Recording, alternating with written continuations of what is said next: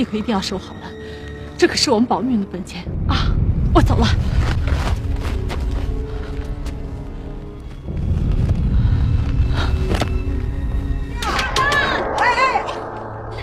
我打电话，大妈，我打个电话，求你了啊！谢谢，拜托你，拜托你。他们最后一次打电话的情形你还记得吗？哎呦，这都多长时间了，我哪能记得住啊？再说，你瞧我这岁数。哟，大妈，您这岁数怎么了？瞧着多年轻啊！还是帮我们想想吧，说不定能想起来呢。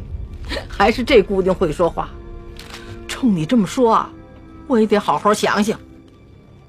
你再好好想想，比方说，他们跟什么人告别了没有？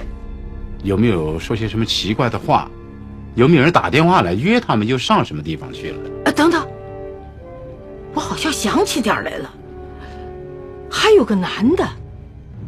那一天，他们好像一直在吵架，好像是为钱的事。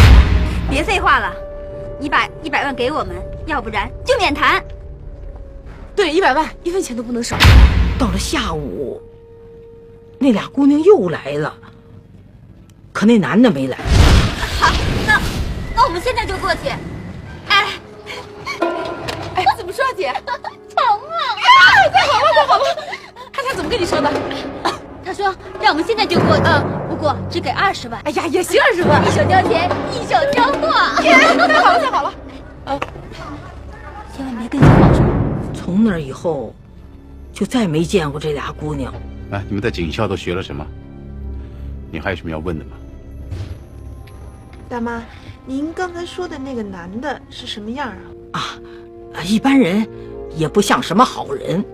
这么跟你说吧，要是那俩姑娘是卖的，他就是……嗨，这样的人我过去见多了。哪样的人啊？拉皮条的。对了，哎，同志，我想问你们点事儿，行吗？问吧。那俩姑娘怎么了？王大妈，这事你……那2个姑娘，她们死了。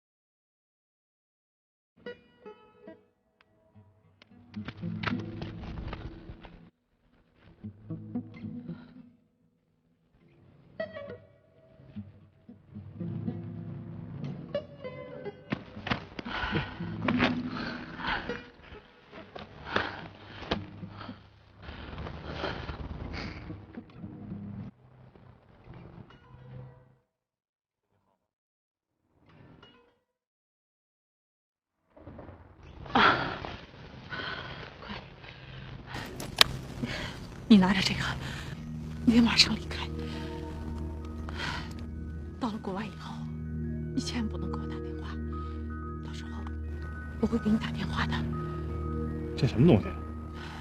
这东西你可一定要收好了，这是聂明宇几次杀人和走私的证据，对我们非常重要。我不离开你。更何况现在事情有这么严重吗？我不是跟你说过吗？他已经知道我们两个人的事情。你不了解他，你听我的，你必须赶快走。我绝不跟你分开。更何况，他要是真找我的话，我就是逃到天涯海角，照样也逃不掉。你听我的，我跟你说，咱们现在是多一事算一事，好吗？我估计着，刘振汉这次是玩真的了，他聂明宇也不会长的了。我相信，我们两个人还会有见面的那一天啊！你听我的，这地方我真的不能交代。这东西你可一定要收好了，这可是我们保命的本钱啊！我走了。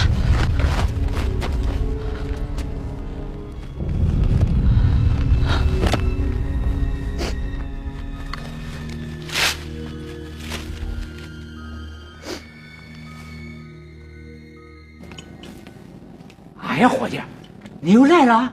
嗨，总得给你们修好了呀。啊，哎，哪枪坏了？4缸的事儿，闸盒拉不出来了，一会儿就好。好，哎，来，抽个烟，歇会儿啊。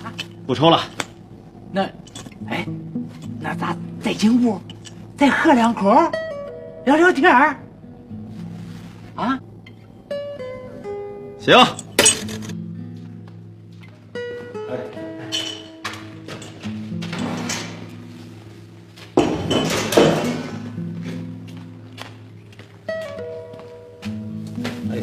老黄，你们公司车够多的呀？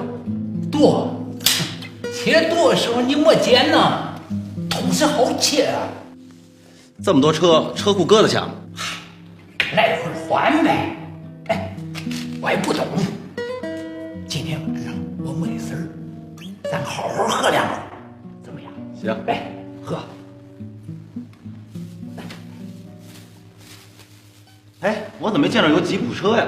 有，前2天还一辆，可能去外地了。我特别喜欢吉普车，那司机呢？我想问问。哦，你是姜子强啊？哎呀，有人没见他，谁知道？叫张自强。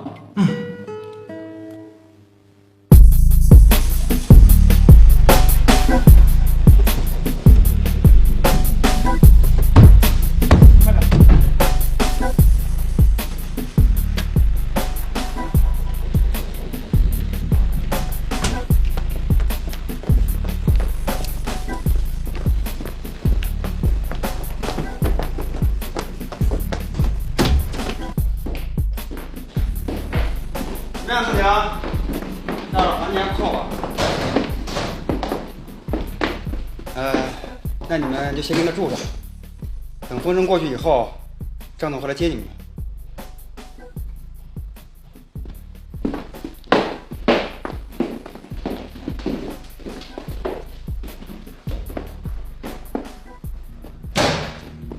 子强，这怎么回事啊？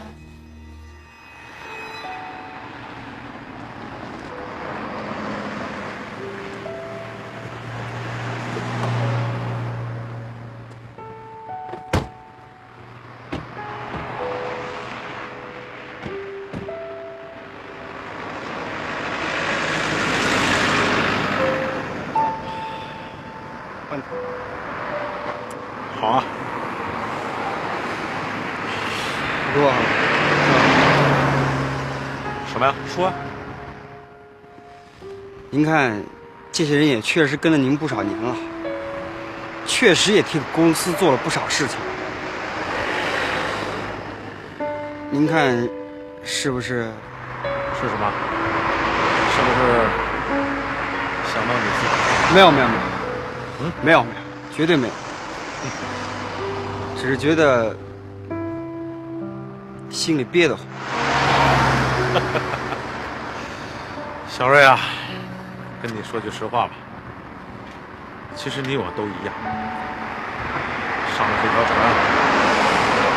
就跟着走吧，到哪儿是岸，谁都说不清楚。虽说你我都损失了很多东西，但毕竟还是得到了，这就叫代价。